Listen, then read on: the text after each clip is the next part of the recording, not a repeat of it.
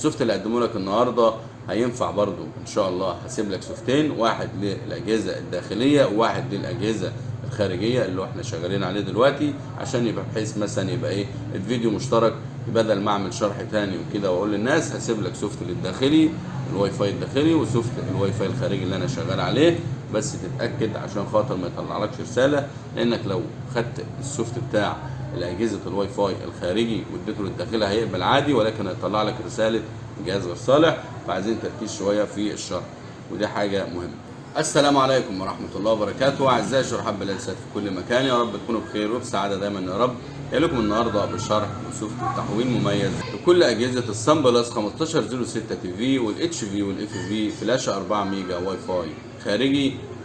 السوفت اللي قدمه النهارده في ناس كتير بتسال على الجي شير بلس فيرجن 4 شغل الشبكات الهوائيه، كل ده جاي لك بالنهارده. طب ايه التفاصيل؟ ايه الجي شير بلس فيرجن 4 الجديد اللي هنتكلم عليه؟ يلا فاصل ونواصل.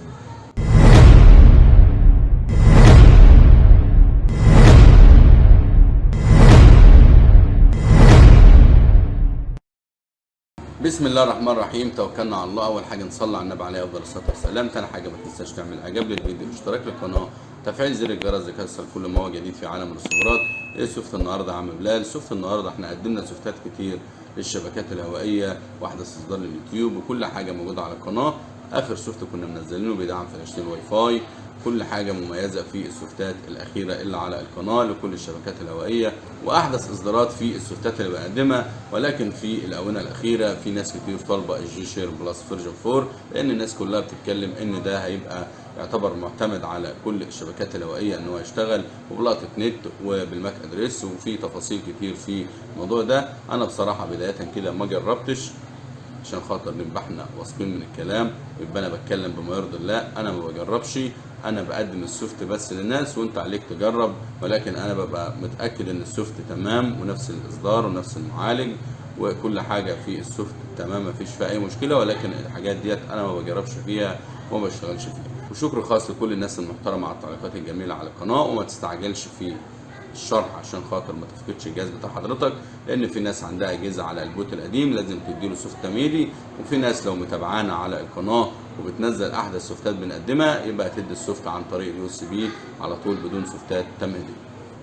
بسم الله الرحمن الرحيم، توكلنا على الله. ده كان يا جماعه بعد ما وصلنا الجهاز وصلنا كل حاجه، ده كان اخر سوفت منزلينه على القناه لكل اجهزه السان بلس 1506 تي في اتش في اف في فلاشه 4 ميجا واي فاي خارجي مش داخلي.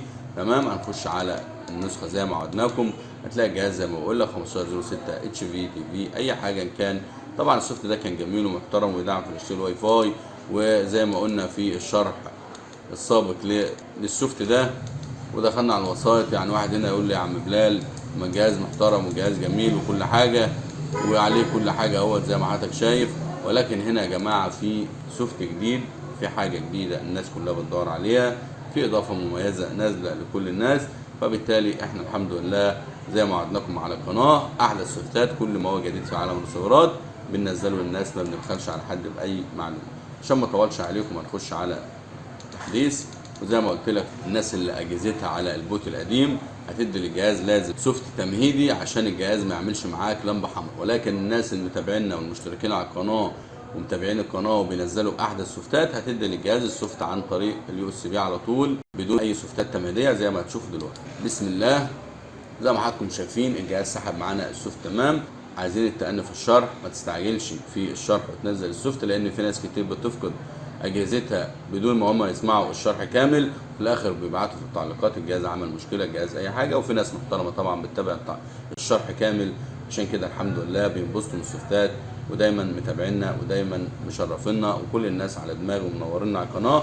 عاملين سوفت السيناتور بيدعم الجي شير بلس فيرجن 2 وال3 والاكسبريس والزارا وكل الشبكات الهوائيه. السوفت اللي هقدمه لك النهارده هينفع برضو ان شاء الله. هسيب لك سوفتين، واحد للاجهزه الداخليه وواحد للاجهزه الخارجيه اللي احنا شغالين عليه دلوقتي، عشان يبقى بحيث مثلا يبقى ايه الفيديو مشترك، بدل ما اعمل شرح تاني وكده واقول للناس. هسيب لك سوفت للداخلي الواي فاي الداخلي وسوفت الواي فاي الخارجي اللي انا شغال عليه، بس تتاكد عشان خاطر ما يطلعلكش رساله، لانك لو خدت السوفت بتاع الاجهزه الواي فاي الخارجي واديته للداخلي هيقبل عادي، ولكن هيطلع لك رساله الجهاز غير صالح، فعايزين تركيز شويه في الشرح، ودي حاجه مهمه.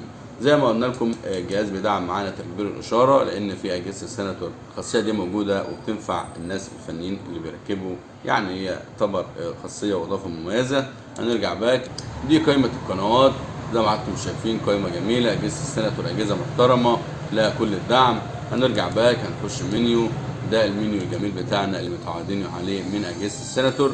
هنخش على الضبط زي ما عودناكم، هننزل على الجهاز بس 1. هو هنا مش كاتب يعني الاصدار اللي هو مثلا سان بلس 1506 تي في او اتش في. عامه الجهاز معانا نسخه البرمجيات في 34. تعرف على طول ان الجهاز السوفت ده بوت جديد مش بوت قديم. تاريخ السوفت 22/8/2024 لسه نازل من يومين.